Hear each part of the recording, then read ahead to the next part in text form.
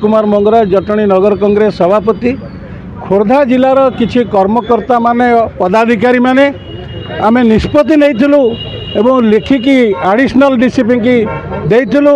आसंता 5 तारिख दिन बीजेपी युव मोर्चार जो बर्बरचित कांड गोबरमाड़ प्रतिवाद रे कांग्रेस भवन आगे शांतिपूर्ण भावे आमे आंदोलन करिवु। जेहेतु राज्य कांग्रेस नेतृमंडली आमर राज्य युव कांग्रेस सभापति छात्र कांग्रेस सभापति निष्पत्ति नहीं 72 घंटा भितर जदि सरकार पुलिस प्रशासन राहुल गांधी का फोटोचित्र उपरे जो गोबरमाड़ होती कांग्रेस कर्मी मान ऊपर जो टेका पथर फोपड़ा जाइए कांग्रेस मंदिर प्रति जो अन्याय करा जाइए ता विरुद्ध रे जो माने संश्लिष्ट जदि कार्यानुष्ठान ग्रहण न करा जाए 72 घंटा पर प्रत्येक जिलार डीसीपी एसपी ऑफिस आगे युव कांग्रेस छात्र कांग्रेस एवं राज्य कांग्रेस नेतृमंडली माने सामिल रही धारणा दिया गणतंत्र पद्धति से आमे देइतिबा इस्ताहार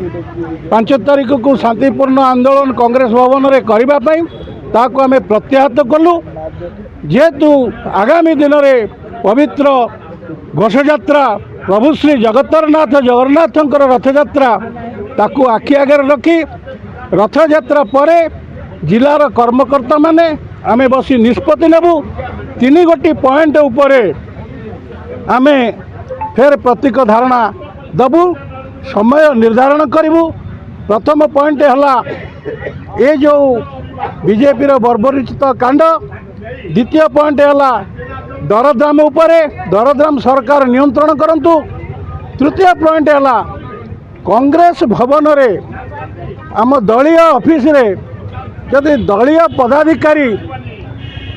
कौन सी भूल कार्य करती पीसीसी तरफ हो एआईसीसी तरफ हो ताक विरुद्ध रे जदि न्याय रे कार्यानुष्ठान प्रमाण सहित कार्यानुष्ठान ग्रहण करा जाइछि समस्त अनुरोध करुछु मथापति मानि नेबा दरकार। जदि कौन सी परिस्थिति रे सी न थाई तांको ऊपर दंड विधान होइछि गोटे अनशन चली जड़े भौणी करिसेंती सी कहउचंती मु दोषी नुह तेणु तांको विरुद्ध रे जदि अन्याय भावे करा जाइछि एकु शांति श्रृंखला भावे पाराफानिया अनुसार उच्च पदस्थ ऑफिसर मानक लेखि जणै दिया जाऊ कांग्रेस उच्च पदस्थ कर्मी मानक